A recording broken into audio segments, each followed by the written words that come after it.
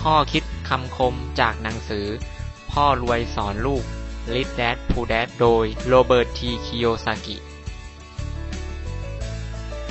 จงเรียนรู้วิธีสร้างความร่ำรวยรู้และเข้าใจว่าเงินทำงานอย่างไร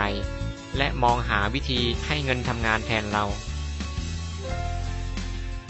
โลกแห่งความเป็นจริงคือบทเรียนที่ดีที่สุดและโลกไม่เคยสอนอะไรเราด้วยวิธีพูดหรือบอกให้จดโลกผลักเราไปข้างหน้าเหมือนกับจะบอกว่านี่ไงเรียนสิเธอต้องเปลี่ยนแปลงตัวเองเรียนรู้และทำสิ่งใหม่ๆเพื่อทำให้ตัวเองฉลาดขึ้นคนส่วนใหญ่มักต้องการที่จะเปลี่ยนแปลงคนอื่นการมีเงินมากขึ้นไม่ได้ช่วยแก้ปัญหาอะไรให้พวกเขาได้หรอกนะยิ่งได้ค่าจ้างมากเท่าไหร่พวกเขาก็ยังพอจ่ายหนี้ที่ก่อไว้อยู่ดีคนเหล่านี้พยายามหาเงินให้มากขึ้นก็เพื่อจะได้สร้างหนี้ได้มากขึ้นเท่านั้นเองทำไมคนส่วนใหญ่ไม่เรียนรู้วิธีการให้เงินทำงานล่ะครับก็เพราะการทำงานเพื่อเงินนั้นง่ายกว่าโดยเฉพาะคนที่มีความกลัวอยู่ในความคิดความกลัวนี่แหละที่จะทำให้คนส่วนใหญ่ยังคงเป็นลูกจ้างเพราะเขากลัวว่าจะไม่มีเงินจ่ายหนี้กลัวว่าจะถูกให้ออกจากงานกลัวการไม่มีเงินและกลัวการเริ่มต้นใหม่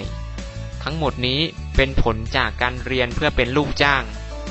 พวกเขาเรียนจบออกมาแล้วก็ทำงานเพื่อเงินเป็นทาสของเงินความจริงแล้วการเรียนรู้เรื่องเงินนั้นไม่มีที่สิ้นสุดยิ่งเรียนเธอก็ยิ่งจะรู้เธอยังไม่รู้อะไรอีกมากคนส่วนใหญ่ไม่เคยได้เรียนเรื่องเหล่านี้พวกเขาจึงต้องทำงานเพื่อเงินและใช้จ่ายมันจนหมดสุดท้ายก็มานั่งนึกสงสัยว่าทำไมตัวเองถึงมีปัญหาเรื่องเงินแถมยังเชื่ออีกว่าวิธีเดียวที่จะแก้ปัญหาการเงินได้ก็คือการหาเงินให้มากขึ้นนั่นเองโดยไม่เคยรู้เลยว่า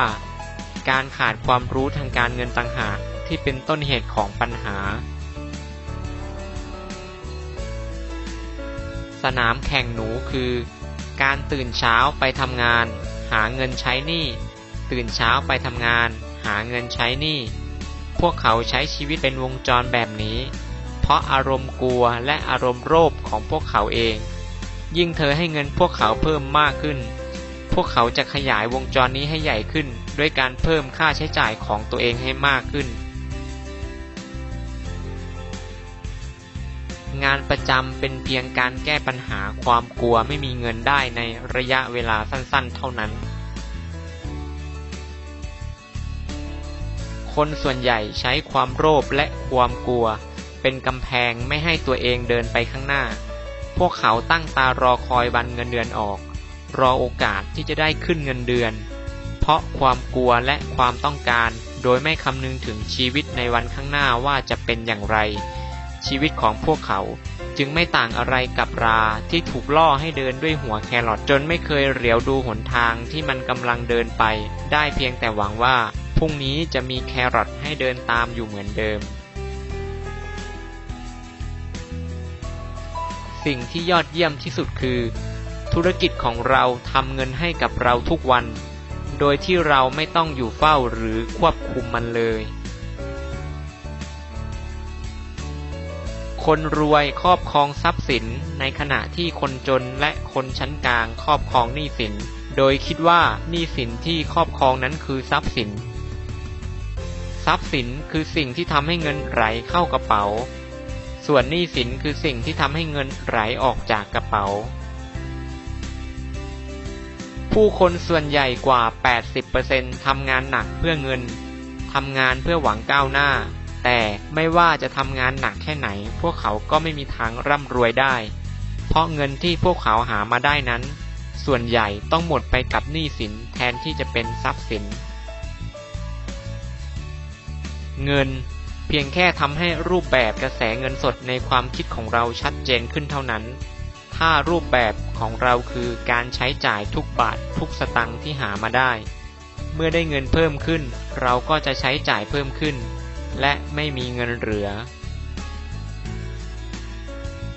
กระแสเงินสดคือเรื่องราวที่บอกเล่าถึงวิธีจัดการกับเงินของคนแต่ละคนปัญหาของพวกเขานั้นแท้จริงแล้วเกิดจากนิสัยการใช้จ่ายเงินที่พวกเขามีซึ่งมีสาเหตุมาจากการขาดความรู้ทางการเงินจนแยกแยะไม่ได้ว่าทรัพย์สินและหนี้สินนั้นต่างกันอย่างไรเงินไม่เคยแก้ปัญหาเรื่องเงินได้ความฉลาดทางการเงินต่างหากที่ช่วยแก้ปัญหาเรื่องการเงินได้ช่องทรัพย์สินของคนรวยสร้างรายได้มากพอจนสามารถครอบคลุมรายจ่ายได้ทั้งหมดและยังมีเหลือเพื่อนำไปสร้างสินทรัพย์เพิ่มเติมได้อีกดังนั้นช่องทรัพย์สินของคนรวยจึงเติบโตขึ้นอย่างต่อเนื่องรายได้ของพวกเขาก็ยิ่งเติบโตตามไปด้วยและนั่นทำให้พวกเขายิ่งรวยขึ้นเมื่อใดก็ตามที่คุณเข้าใจความแตกต่างของทรัพย์สินและหนี้สินได้อย่างท่องแท้คุณก็จะสามารถโฟกัสความคิดของคุณไปยังการซื้อหาทรัพย์สินเพื่อเริ่มต้นสร้างความร่ำรวยให้กับตัวเองและถ้าคุณมุ่งมั่นอย่างต่อเนื่องช่องทรัพย์สินของคุณก็จะเติบโตขึ้นเรื่อยๆและอย่าลืมควบคุมหนี้สินและรายจ่ายให้ลดลงเพื่อที่คุณจะได้มีเงินเหลือส่วนเกินสำหรับนำไปลงทุนซื้อทรัพย์สินได้เพิ่มขึ้นอีกความมั่งคั่งวัดได้จากกระแสเงินสดช่องทรัพย์สินเปรียบเทียบกับรายจ่ายในช่องหนี้สินคนรวยให้ความสำคัญกับช่องทรัพย์สินในขณะที่คนทั่วไปสนใจแต่รายได้หากต้องการความมั่นคงทางการเงินคนเราจะนึกถึงการมีธุรกิจของตัวเองธุรกิจที่ช่วยทำให้ช่องทรัพย์สินของเราเติบโตขึ้นผมจึงแนะนำให้คุณเริ่มคิดถึงการมีธุรกิจเป็นของตัวเองทรัพย์สินที่แท้จริงได้แก่ธุรกิจที่ไม่ต้องนั่งเฝ้าและไม่ต้องลงมือทำหุ้นพันธบัตรอสังหาริมทรัพย์ที่สร้างรายได้ค่าลิขสิทธิ์จากทรัพย์สินทางปัญญาสิ่งใดที่มูลค่าเพิ่มได้และตลาดรองรับสร้างรายได้นั่นคือทรัพย์สินที่แท้จริงผมแนะนำให้คุณกระโดดลงมาเป็นเจ้าของกิจการแต่อยากให้เริ่มแบบค่อยเป็นค่อยไปทำงานประจำของคุณไปและแบ่งเวลาส่วนหนึ่งให้กับธุรกิจส่วนตัวข้อดีของเงินก็คือ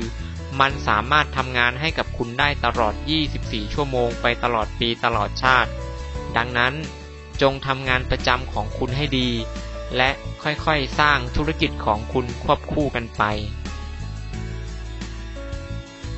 การบอกสอนลูกให้ตั้งใจเรียนหางานดีๆทำเพื่อจะได้งานที่มั่นคงเป็นคำสอนที่ไม่เพียงพอเสียแล้วในยุคปัจจุบันเพราะมันเป็นการสอนให้ลูกของคุณไม่มีทางเลือกในชีวิตทรัพย์สินที่สำคัญที่สุดของคุณคือเวลาคนจนและคนชั้นกลางทำงานเพื่อเงินในขณะที่คนรวยรู้วิธีสร้างเงินยิ่งเธอรู้สึกว่าเงินมันมีตัวตนมากเท่าไหร่เธอก็ยิ่งต้องทำงานหนักเพื่อมันมากขึ้นเท่านั้นแต่ถ้าเธอเข้าใจว่าเงินมันไม่มีตัวตนอยู่จริงเมื่อนั้นเธอก็จะรวยได้เร็วขึ้นมันไม่ใช่เงินไม่มีอยู่จริงแต่เงินเป็นแค่สิ่งสมมุติที่เราตกลงร่วมกันเท่านั้นทรัพย์สินที่ทรงพลังที่สุดของคนเราก็คือความคิดผมใช้เครื่องมือทางการเงิน2ตัวในการสร้างความมั่งคั่งทางการเงินนั่นก็คืออสังหาริมทรัพย์และหุ้นในบริษัทขนาดเล็กการลงทุนเริ่มต้นมุ่งเน้นไปที่การสร้างกระแสเงินสดส่วนหุ้นบริษัทเล็กๆผมใช้สร้างความเติบโตอย่างก้าวกระโดดหมั่นเพาะเมล็ดพันธุ์ในช่องทรัพย์สินนี่คือสูตรแห่งความสำเร็จของผมความล้มเหลวเป็นส่วนประกอบสำคัญของความสำเร็จคนที่หลีกเลี่ยงความล้มเหลวก็คือคนที่หลีกเลี่ยงความสำเร็จและพาชีวิตก้าวสู่ความล้มเหลวไปโดยปริยายสำหรับพ่อจนความมั่นคงในงานคือทุกสิ่งทุกอย่างแต่สำหรับพ่อรวยไม่มีอะไรสำคัญเท่ากับการเรียนรู้ คนทำงานประจำไม่มีทางก้าวหน้าไปไหนได้เพราะพวกเขาติดอยู่กับความมั่นคงของงานเราทุกคนเกิดมาพร้อมกับของขวัญสองสิ่งนั่นก็คือความคิดและเวลามันขึ้นกับว่าเราจะใช้มันได้อย่างไรเงินแต่ละบาทที่คุณจ่ายออกไปจะเป็นตัวกำหนดอนาคตของคุณถ้าคุณใช้จ่ายเงินอย่างฟุ่มเฟือยก็เท่ากับว่าคุณเลือกที่จะเป็นคนจนถ้าคุณใช้มันซื้อหนี้สินเท่ากับว่าคุณเลือกที่จะเป็นคนชั้นกลางแต่ถ้าเลือกที่จะใช้จ่ายมันเพื่อพัฒนาความคิดและเรียนรู้วิธีสร้างทรัพย์สินนั่นหมายความว่าคุณกำลังเลือกที่จะเป็นคนมั่งคั่งร่ำรวยทั้งหมดเป็นการเลือกและตัดสินใจของคุณเองทั้งสิ้นทุกวันที่ได้เงินมาจงเลือกที่จะเป็นคนรวยคนจนหรือคนชั้นกลางความแตกต่างระหว่างคนจนกับคนรวยก็คือวิธีการจัดการกับความกลัวความสงสัยและนิสัยคิดลบคือสิ่งที่ทำให้คนส่วนใหญ่เลือกใช้ชีวิตปลอดภัยและต้องกลายเป็นคนจนทั้งที่โรคกำลังรอให้คุณเป็นคนรวยการตัดสินใจกับเงินทุกบาททุกสตางค์ที่อยู่ในมือคือการตัดสินใจเลือกอนาคตว่าเราจะเป็นคนรวยคนจนหรือคนชั้นกลางคนที่ไร้ความอดทนก็ต้องกลายเป็นเหยื่อของคนที่มีระเบียบวินัยในตัวเองอย่างหลีกเลี่ยงไม่ได้จงมองให้ลึกถึงทรัพย์สินที่จะได้มาฟรีด้วยวิธีเอาเงินของตัวเองกลับมาให้เร็วที่สุดนี่เป็นอีกหนึ่งความฉลาดทางการเงินที่คุณควรจะมีติดตัวโรคเรามีทั้งคนที่ทำโดยไม่คิดและบางคนก็คิดแต่ไม่ยอมลงมือทำคนรวยคือคนที่คิดและลงมือทำกุญแจสำคัญในการสร้างความมั่งคั่งคือความสามารถในการเปลี่ยนรายได้จากการทำงานให้กลายเป็นรายได้จากทรัพย์สินและพอร์ตการลงทุนให้เร็วที่สุดเท่าที่จะเร็วได้ถ้าเธอต้องการรวยเธอต้องรู้ว่ารายได้แบบไหนที่เธอควรให้ความสำคัญและต้องรู้ว่าควรรักษาไม่ให้มันสูญหายไปได้อย่างไรทั้งหมดคือกุญแจของความมั่งคั่งอย่าลืมกด Subscribe เพื่อติดตามความเคลื่อนไหวของช่อง